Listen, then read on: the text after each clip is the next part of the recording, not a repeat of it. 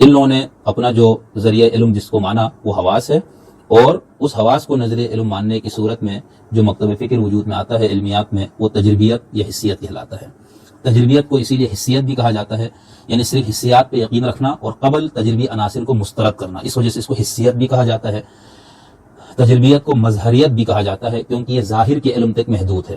اسی طرح اس کو اثباتیت، مادیت، فطریت اور نتائجیت اور جدید حقیقت وغیرہ کے ناموں سے بھی موسوم کیا جاتا ہے۔ تو یہ سب وہ ہے جو صرف حواس کو علم کا واحد ذریعہ مانتے ہیں، اور تجربہ ہی ان کے نزدیک علم کا ماخذ ہے، منبع ہے۔